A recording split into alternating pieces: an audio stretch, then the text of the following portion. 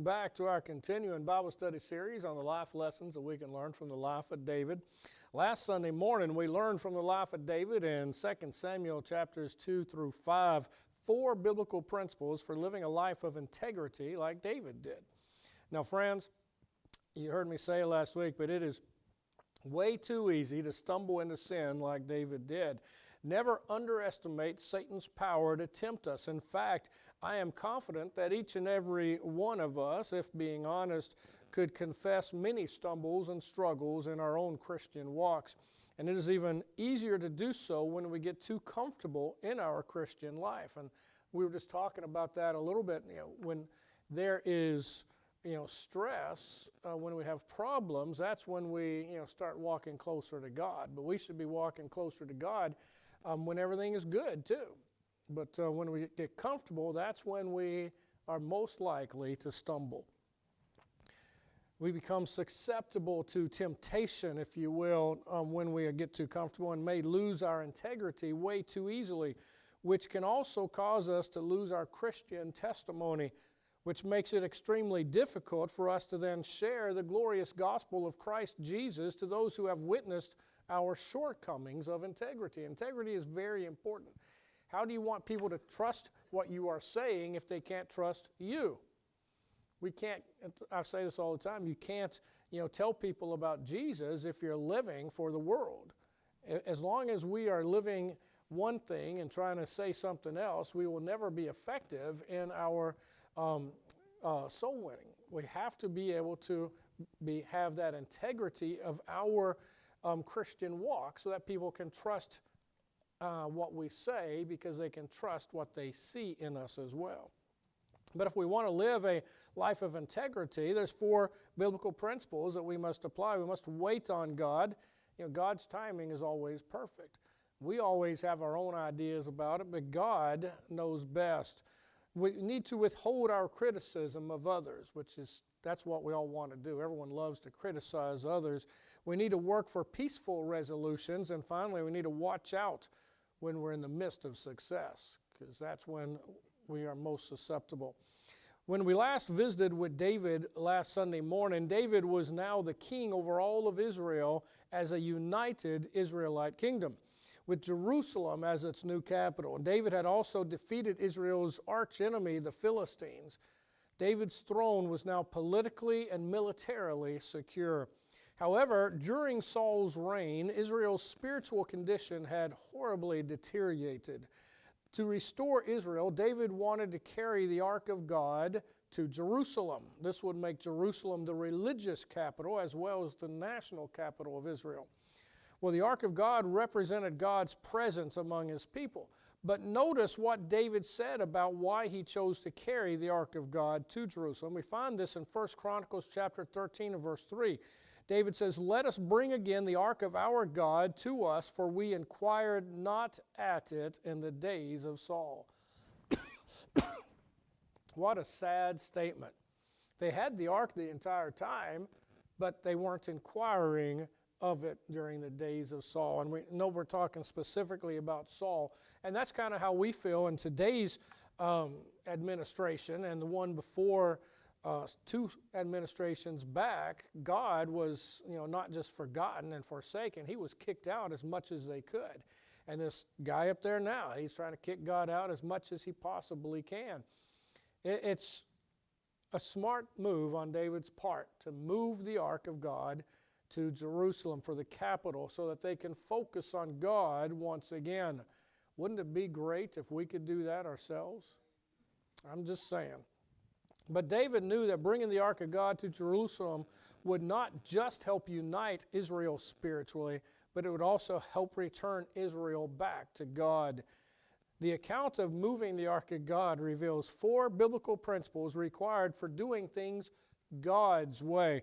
And as a Christian, that should be what we want to do, is do things God's way. So here we're going to find 4 biblical principles for doing things God's way from 2 Samuel chapter 6. And in verses 1 through 7, God's holy word declares, "Again, David gathered together all the chosen men of Israel, 30,000. And David arose and went with all the people that were with him from Baale of Judah to bring up from thence the ark of God, whose name is called by the name of the Lord of hosts that dwelleth between the cherubims. And they set the ark of God upon a new cart, and brought it out of the house of Abinadab that was in Gibeah, and Uzzah and Ahio, the sons of Abinadab, drave the new cart. And they brought it out of the house of Abinadab, which was at Gibeah, accompanying the ark of God, and Ahio went before the ark. And David and all the house of Israel played before the Lord on all manner of instruments made of fir wood, even on harps, and on psalteries, and on timbrels, and on cornets, and on cymbals. And when they came into Nachon's threshing floor, Uzzah put forth his hand to the ark of God, and took hold of it, for the oxen shook it. And the anger of the Lord was kindled against Uzzah, and God smote him there for his error, and there Uzzah died by the ark of God. So in these first 7 verses, we read that David assembled a rather sizable army of 30,000 troops and led them to that's a hard word to say, Baali, Judah, a small town about 10 miles north of Jerusalem, where the ark of God had apparently been kept in a private residence since the time of Samuel. Now, upon arrival, David placed the ark of God on a new cart. He wants to make sure it's on a nice, clean cart that's never been used before. But here is where we can learn a lesson about trying to do a good thing the wrong way. In his zeal to bring the ark of God to Jerusalem, David completely disregarded God's instructions about how the ark of God was to be transported. I don't know if you remember, back in Exodus chapter 25 and 14, God provided specific instructions about transporting the ark of God. He says, "Thou shalt put the staves into the rings by the sides of the ark, that the ark may be borne with them." So you put the sticks into the little holes on the sides of the ark, and you carry it on your shoulders like this, and you carry it along. It wouldn't be very easy to carry it holding it like this, the way you see a lot of people carry the coffins during the funeral. You want to have it up here where it's resting on your shoulder, and so it's a lot easier to carry. And that's why it has the stick sticking through the sides like that. That's what God said to do, but is that what David did?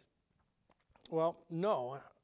And according to Numbers chapter 4 and verse 15, the ark of God was to be covered and transported only by the Kohathites, the priestly descendants of Kohath, son of Levi.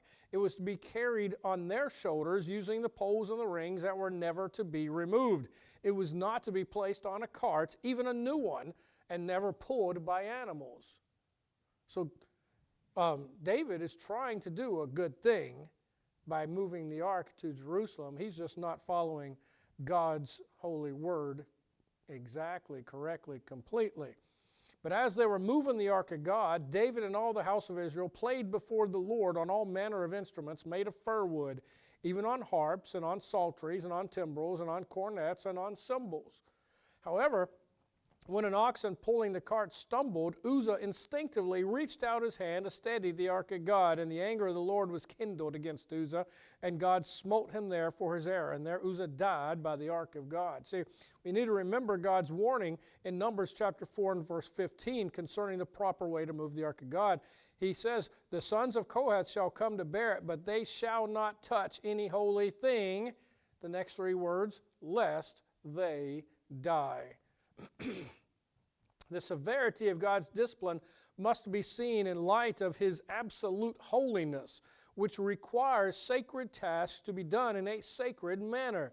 Uzzah's death was a lesson similar to the deaths of Nadab and Abihu in Leviticus chapter 10, verses 1 and 2, or Achan in Joshua 7, and Ananias and Sapphira in Acts chapter 5, verses 1 through 11. All of those people failed to take God seriously and instead chose to sin against God. You might say, but it was David's idea to transport the ark of God on a cart. True. But here's one of the most important principles in the passage. Many other people may also suffer from the results of your sin. We always talk about, well, if I do this, it doesn't hurt anyone else. That's not always the case. When you choose to disobey God and not obey God's holy word completely, you are causing pain not just for yourself, but potentially for unknown other people as well. The lesson here is obviously to do things God's way. We cannot pick and choose to obey just certain parts of God's holy word. We must obey all of God's holy word. Obeying God's holy word completely means not turning from it to the left or to the right as commanded in Joshua chapter 1 and verse 7. Only be thou strong and very courageous, that thou mayest observe to do according to all the law. Notice he says all the law, not part of the law. That thou mayest observe to do according to all the law, which Moses my servant commanded thee. Turn not from it to the right hand or to the left, that thou mayest prosper whithersoever thou goest. So, to do things God's way, you need to obey God's holy word completely. And secondly, you need to rectify all sins biblically. In 2 Samuel chapter 6, continuing with verses 8 through 12, God's holy word declares that David was displeased because the Lord had made a breach upon Uzzah. And David called the name of the place Perez Uzzah to this day. And David was afraid of the Lord that day and said, how shall the ark of the Lord come to me? So David would not remove the ark of the Lord unto him unto the city of David, but David carried it aside into the house of Obed-Edom the Gittite. And the ark of the Lord continued in the house of Obed-Edom the Gittite 3 months. And the Lord blessed Obed-Edom and all his household. And it was told King David, saying, the Lord had blessed the house of Obed-Edom and all that pertaineth unto him, because of the ark of God. So David went and brought up the ark of God from the house of Obed-Edom into the city of David with gladness. So David immediately got upset and was afraid to continue to try to take the ark of God to Jerusalem. So David just left the ark of God in the house of Obed-Edom for 3 months. Obed-Edom was a Philistine from Gath who was apparently loyal to David and Israel. When David learned that God had blessed the house of Obed-Edom, he decided to go ahead and carry the ark of God to Jerusalem as he'd originally tried to do. Now, we find out how he did it a little better in 1 Chronicles chapter 15. David traveled back to Jerusalem and summoned the heads of the Levitical families. David told them to consecrate or purify themselves so they can transport the ark of God to Jerusalem. Apparently, David had done a little bit of Bible study since Uzzah's death, because in 1 Chronicles chapter 15 verse 13 it says, for because ye did it not at the first, the Lord our God made a breach upon us, for that we sought God not after the due order. He's saying Uzzah died because David did not obey God's holy word completely. Just to summarize that verse, but then notice what the Levites did in 1 Chronicles 15:15. The children of the Levites bare the ark of God upon their shoulders with the staves thereon, as Moses commanded, according to the word of the Lord. See, if possible, we must seek to biblically make right any sin, wrong, or hurt. Sometimes, like David, we try to do the right thing the wrong way. Regardless of the circumstances, the biblical way to rectify all sin begins by praying that prayer of David's in Psalm 25:4. Show me thy ways, O Lord. Teach me thy paths. So if we will obey God's holy word completely, we don't even have to worry about rectifying our sin biblically. But David, he did wrong. Then he learned what he did wrong, and he went back and did it right. And since that day forward, the ark of the God is kept in Jerusalem, at least until it gets moved again. But he did it the right way the second time. So he rectified his sin biblically. And that's what we need to do. If we want to do things God's way, we must obey God's holy word completely and rectify our sin biblically. And thirdly, we must worship God joyfully. In 2 Samuel chapter 6, continuing verses 13 through 15, and God's holy word declares, and it was so that when they that bare the ark of the Lord had gone 6 paces, David sacrificed oxen and fatlings. And David danced before the Lord with all his might, and David was girded with a linen ephod. So David and all the house of Israel brought up the ark of the Lord with shouting and with the sound of the trumpet. After the Levites, excuse me, my throat's all messed up. That wind yesterday blew that pollen all into me apparently, and I'm going to be suffering all week, I think. But anyway, after the Levites carrying the ark of God took 6 steps, David sacrificed oxen and fattened calves. David probably did not make the sacrifice himself, but of course instructed the priest to perform the sacrifices. But offering the sacrifice himself would have been acting as a priest and repeating the sins that caused Saul to lose his dynasty in 1 Samuel chapter 13, verses 8 through 14. It is not our job to do someone else's job. David's job was not to serve as the priest. The priests were supposed to be the priests. And Saul, trying to pretend to be a priest, lost his kingdom. David has learned another lesson. Before stumbling into another sin, he allowed the priest to perform these sacrifices. But while God's holy word never offers any explanation, it is possible that the 6 steps may have been symbolic of the Sabbath rest, suggesting reverence for God's commands. But that's just a guesstimate. We don't know. It never explains why he took 6 steps and then, sacrificed, I think it was 7 oxen and 6 fatlings, if I remember correctly. That's in 1 Chronicles. But after obeying God's holy word completely and rectifying his sin biblically, David worshiped God joyfully. So as David and the 3 priests carried the ark of God to Jerusalem, David danced before God with all his might. In God's holy word, dancing expresses joy. Consider Psalm 30, verse 11. Thou hast turned for me my mourning into dancing. Thou hast put off my sackcloth and girded me with gladness. David is joyful that God is allowing the Ark of the Covenant to return, or not return, but to be carried to Jerusalem as the new spiritual capital of Israel. The dancing was also accompanied with shouting and with the sound of the trumpet. Because while violating God's holy word is always painful, doing things God's way is always joyful. They're not shouting bad things. They're not doing anything evil here. They're celebrating God and the joyfulness of bringing the Ark of the Covenant home, if you will. They should absolutely be shouting with joy at that time. But if we want to do things God's way, we need to obey God's holy word completely. We need to rectify all sin biblically, and of course we need to worship God joyfully. We talk about this sometimes here at church. We sing a song, "Oh, how I love Jesus.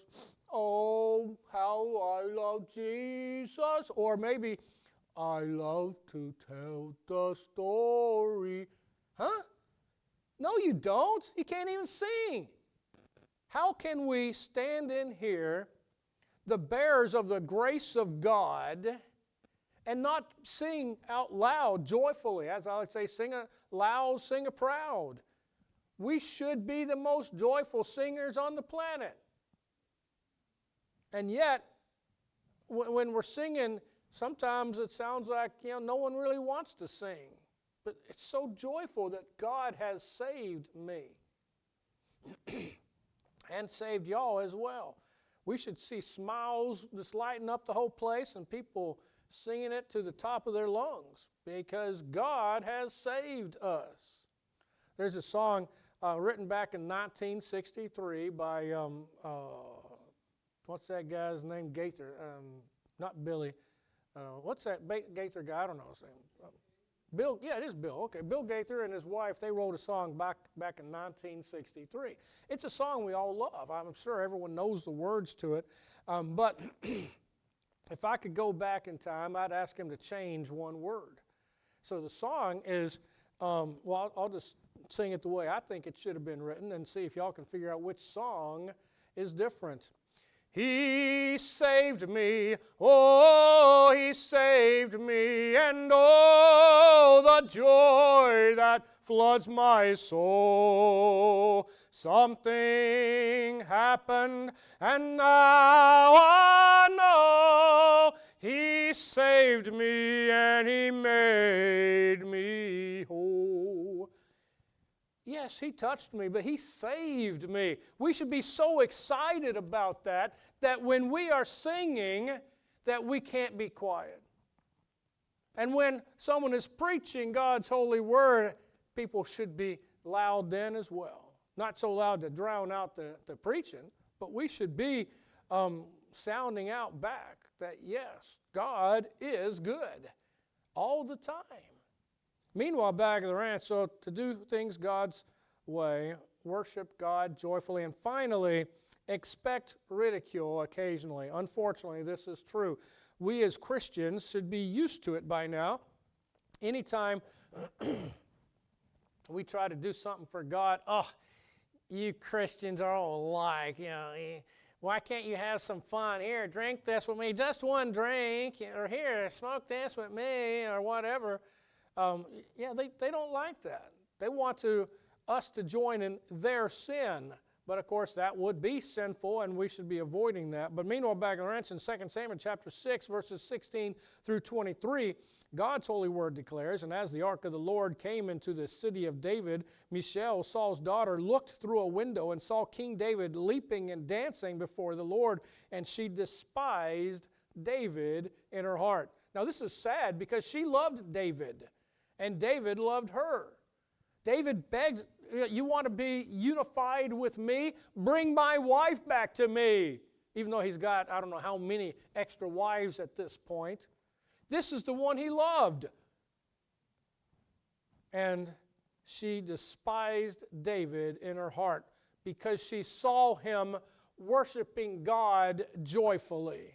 Let's continue on in verse 17. And they brought in the ark of the Lord and set it in its place in the midst of the tabernacle that David had pitched for it. And David offered burnt offerings and peace offerings before the Lord. And as soon as David had made an end of offering burnt offerings and peace offerings, David blessed the people in the name of the Lord of hosts. And David dealt among all the people, even among the whole multitude of Israel, as well to the women as men, to every one a cake of bread and a good piece of flesh and a flagon of wine. So all the people departed every one to his house. Then David returned to bless his household. And Michal, the daughter of Saul, came out to meet David and said, "How glorious was the king of Israel today, who uncovered himself today in the eyes of the handmaids of his servants, as one of the vain fellows shamelessly uncovereth himself." And David said unto Michal, "It was before the Lord, which chose me before thy father and before all his house to appoint me ruler over the people of the Lord, over Israel. Therefore will I play before the Lord. And I will yet be more vile than thus, and will be base in mine own sight, and of the maidservants which thou hast spoken of them shall I be had in honor." Therefore Michal, the daughter of Saul, had no child unto the day of her death. When we do things God's way, there will always be those who ridicule us. And when they arrived in Jerusalem, Michal, David's first wife and Saul's daughter, who had been returned to David, saw David leaping and dancing before God, and as a result, she despised David in her heart. This is so sad. If you remember back when they first meet, they fall in love. They love each other. She's happy to be his wife, even though her father took her away and gave her away to someone else as he was trying to kill David. And here she is, despising her husband because he is rejoicing in the Lord. Wow, that's a very sad story right there. In Jerusalem, David put the ark of God in the tent that he had prepared for it. He'd offer sacrifices, blessed the people in the name of God, and gave everyone food. And of course, he sounds like a Baptist to me. You got to have food at every good fellowship. So he gave everyone food. And then when David returned home, Michal sarcastically accused him of acting in a way unbecoming of a king by publicly uncovering himself. There's no mention of him actually uncovering himself, but she's accusing him nonetheless because he was dancing before the Lord. But God's holy word does not explain why she did this, but Michal may have felt David should have worn his royal robes instead of the plain white linen ephod, a sleeveless pullover garment worn by priests. He wasn't dressed all fancy like a king should be, but who said kings have to wear fancy stuff anyway? Of course, why he was wearing the linen ephod, I don't know, but he's wearing this linen ephod. But David replied that it was before the Lord. He was not doing this just in the streets, drunk. He was doing this for God. And I love how he reminds her of his place versus her place, which chose me before thy father and before all his house, to appoint me ruler over the people of the Lord, over Israel. Therefore will I play before the Lord. Even though God's holy word does not explain why, David may have felt that wearing his impressive royal robes would have caused people to focus on him rather than God. So David also told Michal if the way that he worships God causes her to despise him, well, he would be even more vile in her eyes. That's always a way to heal a broken relationship. Really? You think that's bad? Just wait till the next thing you see. I'll show you bad.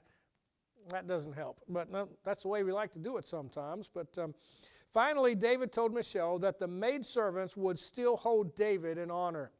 In other words, people of true faith, like the women who attended the celebration, would interpret David's behavior as expressions of his faith. David was willing to be misunderstood and reviled because of his devotion to God. He knew that doing things God's way sometimes requires remembering what Paul wrote in 1 Corinthians chapter 4 and verse 10. We are fools for Christ's sake, but ye are wise in Christ. We are weak, but ye are strong. Ye are honorable, but we are despised. There's always those who think they are so much better than the rest of us. But don't let the hypocrites, if you will, slow you down.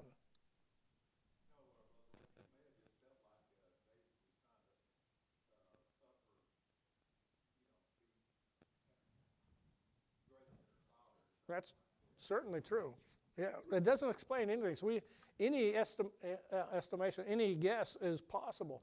Absolutely correct. She could have, because he's not showing off his royalness, but he is certainly showing off his, I'll say, Christianity, his godliness, and that's more than her father did. So absolutely, she could be feeling slighted right there. Thank you, sir. But when we do things our own way instead of God's way, there's going to be punishments, if you will. And we read here that in 2 Samuel chapter 6 and verse 23, therefore Michal, the daughter of Saul, had no child unto the day of her death. She could have, but she chose to, if you will, be spiteful towards her own husband. And God took away her ability to have children that day forward. And for a lot of people, having children is a very important thing. They strive hard, they pray hard, they pay money, they do everything they can, they do everything right, but sometimes God doesn't want someone to have a child. Why? I don't know. We lost 3 of ours. Don't know why God wanted them, but we thank God that God is taking care of them for us. It's not easy. And she, as punishment, had no child unto the day of her death. That's a sad way to end, if you will. But friends, if we are to be Christians after God's own heart, and if I may be so bold as to say so, I firmly believe that it should be the heartfelt desire of every blood-washed, born-again Christian to be a Christian after God's own heart, and not just a Christian after worldly lusts, not just a Christian after worldly fame, but a Christian after God's own heart. But if we want to be a Christian after God's own heart, then we need to learn to do things God's way. And the 4 biblical principles we learned this morning on how to do things God's ways, we must obey God's holy word completely. As I mentioned earlier, we can't just pick and choose which parts we like and which parts we don't. It's not a Chinese buffet. You have to take all of it. Period. That's what God commands. We must rectify all sin biblically. I like the way David did it. He learned his mistakes, and then he did it the correct way. We must worship God joyfully. This is the God who saves us. How can we not be joyful? Worship God joyfully, and finally expect ridicule occasionally, even within our own families probably. I know that in my family, I am the only conservative Baptist in my family. I've got, one goes to a church that claims to be Baptist, but is a rock and roll church with different versions of the Bible and all this stuff. One sibling goes to a so-called non-denominational rock and roll church. Neither one of those preach against sin at all. One of them doesn't even go to church, and when they do, they go to, they've reverted back to the Catholic light stuff, which they never preach about Jesus at anything.